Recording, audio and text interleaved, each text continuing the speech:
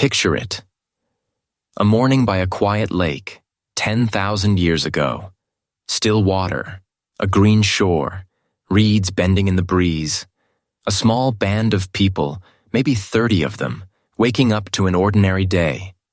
A mother nursing a baby, 2 children throwing stones into the shallows, an old man mending a net, the smell of cold ash from last night's fire. Nobody is armed, nobody is worried. This is home. And then, on the ridge above the lake, other people appear. Not their people. Strangers. A line of men standing very still, watching. And in their hands, not tools, not fishing spears, clubs, wooden clubs, and bows already strung, and arrows tipped with sharpened stone. For a few long seconds, nobody moves. The 2 groups just look at each other across the grass, and then the men on the ridge start walking down. Some of the band will run. A few will snatch up whatever is close, a digging stick, a stone, and try to buy the others time. It will not be enough. The strangers have come ready, and they have come to finish this, and within minutes the quiet shore is a place of screaming, and blood, and bodies in the reeds. The lucky ones die fast. The rest are caught, and bound, and killed where they kneel. What happens next is the reason we know this place at all, because everything I just described is real. In a spot called Nataruk, near the shore of an ancient lake in Kenya, archaeologists dug up the remains of 27 people who died on a morning very much like that one. Men, women, one of them heavily pregnant, and children. Their skeletons still carry the story of how they died. Crushed skulls, arrow wounds, blades of sharpened stone still lodged in the bone. Some of them had their hands bound. And then they were left where they fell, by the water, 10,000 years ago. It is one of the oldest scenes of human beings killing other human beings in a group that we have ever found. And it forces a very old, very uncomfortable question. When did we start doing this? When did our ancestors first turn their weapons, the tools they made to hunt animals and stay alive, on each other? Was it always in us? Or did something switch it on? This is the story of the first war. And to tell it honestly, we have to start before we were even human. Because we are not the only animal that does this. Deep in the forests of Tanzania, in a place called Gombe, researchers spent years watching a community of chimpanzees, our closest living relatives, sharing almost all of our DNA. And what they saw, over 4 long years, was not the gentle jungle of a nature documentary. It was a war. The community had split into 2 groups, north and south, and the northern males began to hunt the others. They moved in silent patrols along the border of their territory. They ambushed lone individuals. They beat them, one at a time, until they died. And they did not stop until the entire southern group had been wiped out. The scientists who watched it happen could barely believe it. These were animals they knew, individuals they had named and followed and loved. And they were tearing each other apart with a cold, patient purpose. The patrols would fall silent at the border. They would sit and listen. And when they caught a lone male from the other side, they would hold him down and beat him for 20 minutes and leave him to die of his wounds. It was not a frenzy. It was closer to strategy. Sit with that for a second. Organized, deliberate, group against group, over territory, until one side is gone. Chimpanzees do this. Which means the raw ingredients of war, the US and them, the border, the ambush, the killing of your own kind for land, did not begin with humans. They are older than us. We inherited them. But, and this matters enormously, that is not the whole story. Because we have another close relative, almost identical to the chimpanzee, called the bonobo. And bonobos barely fight at all. They settle their tensions with grooming, with sharing, with each other. Same family tree, completely different rulebook. So violence was never our destiny. It was a possibility, a switch that could be flipped or left alone. Why the difference between them? A big part of the answer seems to be simple: how they get their food and how crowded and desperate their world is. Give a population plenty and space, and the killing tends to fade.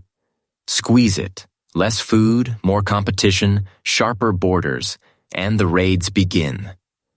Even among our closest cousins, violence is not a fixed trait. It is a response to conditions. Remember that. It is going to matter. So what world did our ancestors live in for almost all of the human story? For hundreds of thousands of years, humans lived as small bands of hunter-gatherers. 20, 30, maybe 50 people, moving across the land, following the herds and the seasons. And here's the crucial thing about that life. They owned almost nothing. Everything you had, you carried. There were no fields to defend, no granaries to raid, no fixed village to burn. When another group became a problem, you did the simplest thing in the world. You walked away. There was always more land over the next hill and far fewer people to fill it. This is the quiet secret of a wandering life. When you own nothing and the horizon is open, war is a terrible deal. It costs you everything, your life, your friends, your children, to win something you could have got for free by simply moving on. For people with no walls and no wealth, the arithmetic of large-scale violence almost never adds up. Peace, most of the time, was not a virtue. It was common sense. That does not mean it was a paradise. It wasn't. We find ancient skeletons with healed fractures, cracked skulls, the marks of clubs and fists. There were fights. There were feuds. There was revenge. A killing answered by a killing. Families settling scores across the generations. A brother dead for a brother. A death that demanded a death, and got one, and then demanded another in return. A slow, smoldering cycle that could burn between two families for decades. This kind of violence is intimate. It has names, and faces, and reasons. It is the oldest kind we have. And the most famous murder victim in all of prehistory makes the point perfectly. High in the Alps, frozen in the ice for more than 5,000 years, hikers found the perfectly preserved body of a man we now call Ötzi. For years, everyone assumed he had simply died in the cold. Then someone took an X-ray, and there it was. A stone arrowhead, buried deep in his shoulder, that had torn open an artery and killed him. He had a deep slash across one hand, the kind you get grabbing a blade. And on his own weapons and clothes was the blood of 4 different people. Ötzi did not freeze to death. Ötzi was hunted down and killed 5,000 years ago. A murder mystery with a body, a weapon, and no shortage of enemies. Personal violence is not new. It is as old as we are. But a murder is not a war. A feud between two families is not an army. And for the vast, vast majority of human history, that is all the evidence shows us. Small scale, personal, occasional.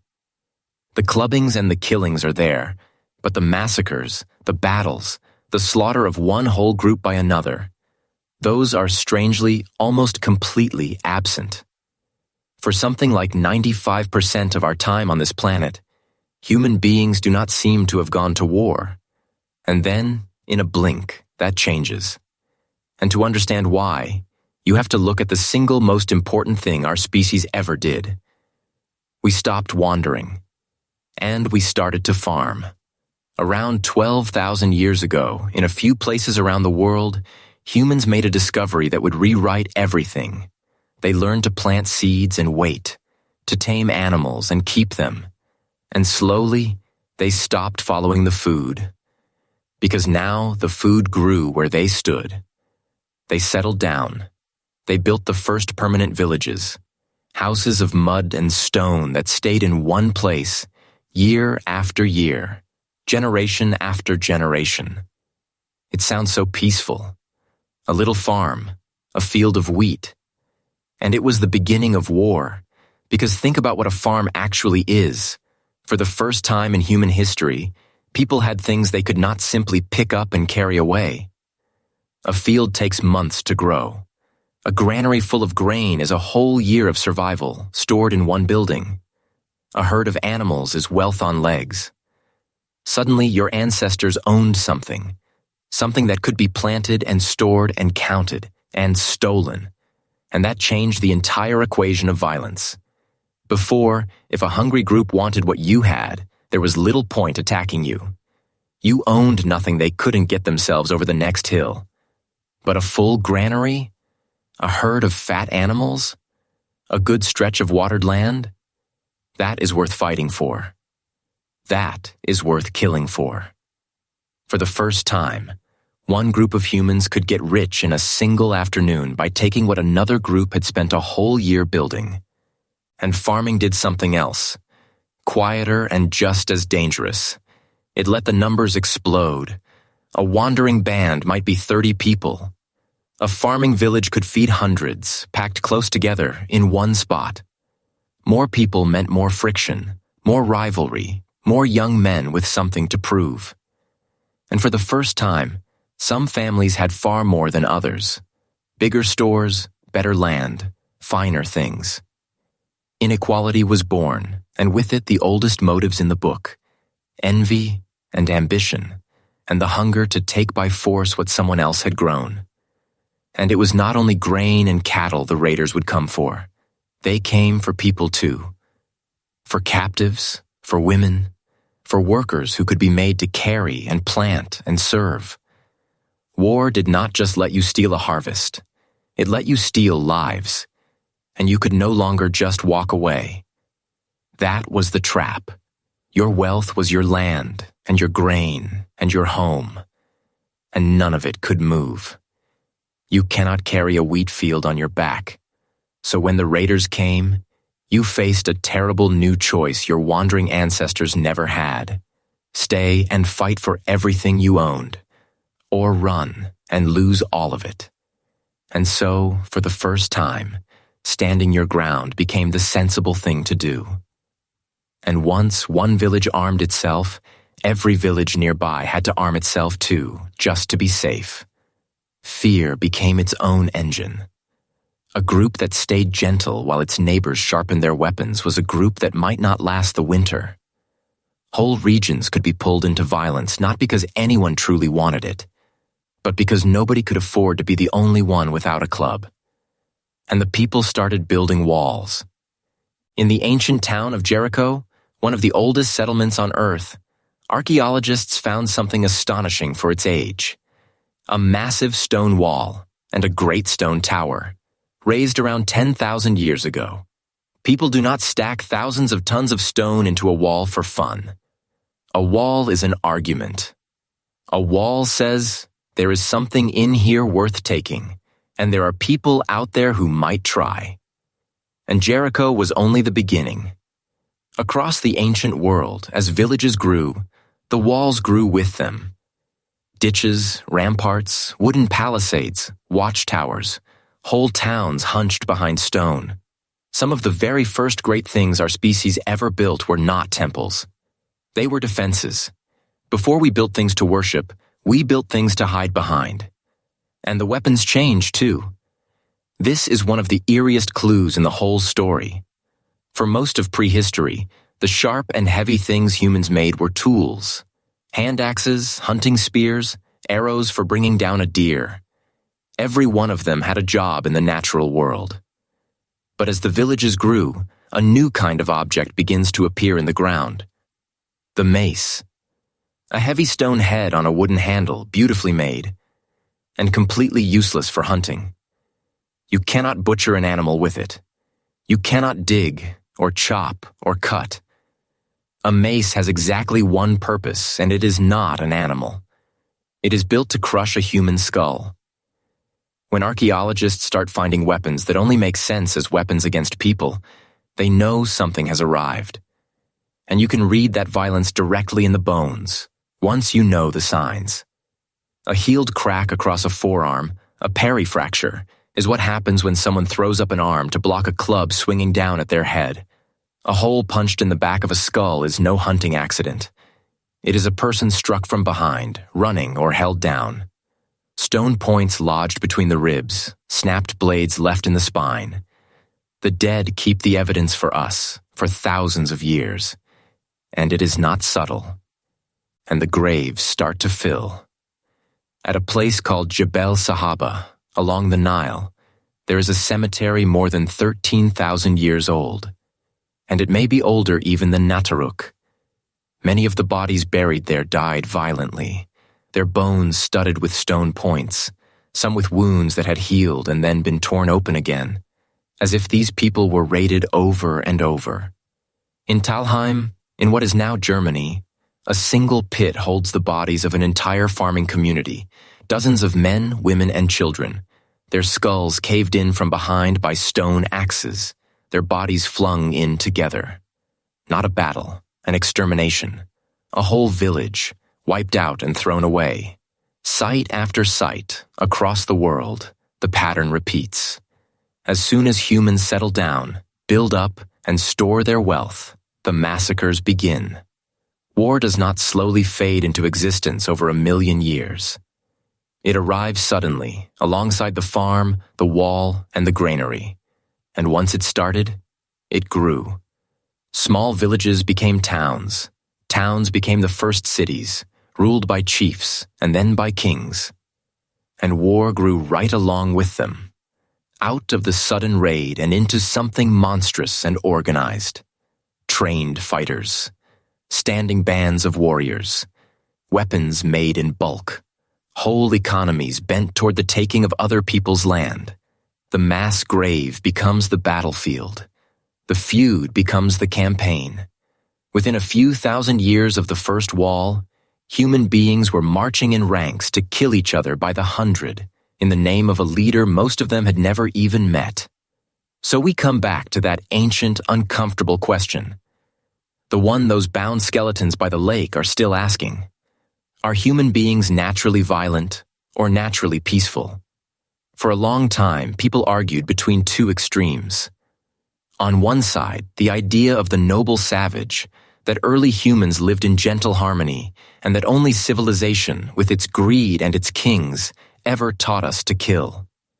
On the other, the darker view, that human life in its natural state was a war of everyone against everyone, nasty, brutish, and short, and that only law and order had ever held us back. Scholars have fought over this for centuries, and they still do. Some point at the fractured skulls and the massacre pits and argue that prehistory was drenched in blood, far more violent day to day than the world we live in now. Others argue the exact opposite, that war is a recent disease, a thing that arrived with settlement and kings, and that for most of our story we were far more peaceful than we like to admit. The bones, frustratingly, can be read both ways, but the honest answer, written across all of it, is that both extremes are wrong. Our ancestors were never gentle angels. The capacity for violence is ancient, older than our species, sitting in us the way it sits in the chimpanzee. But they were not doomed to endless war either, because for almost all of human history, they simply didn't have one. The switch was inside us the whole time. What changed was not our hearts. It was our world. We gave ourselves something worth killing for. And then we could no longer walk away from it. And there is a strange kind of comfort in that, if you look at it the right way. Because if war was never truly written into our blood, if it grew out of the world we built and not from some curse in our nature, then it is not a fate. It is a choice we started making under certain conditions. And a thing that was once chosen can, at least in theory, be unchosen. That is the real answer to when we started killing each other. Not with the first angry human tens of thousands of years ago, Those killings are as old as we are. War, the organized kind, group against group, over land and wealth and power, is younger than the wheat field.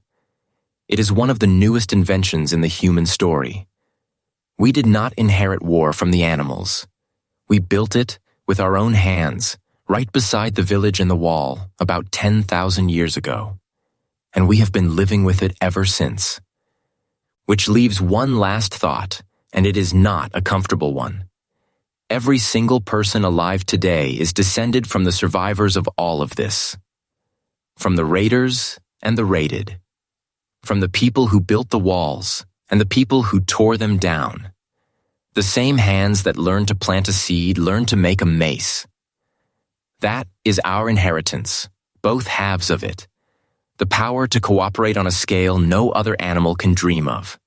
To build cities and feed billions, and the power, when there is enough at stake, to do to each other exactly what those strangers did on that quiet morning by that green lake. The people at Nataruk never saw it coming.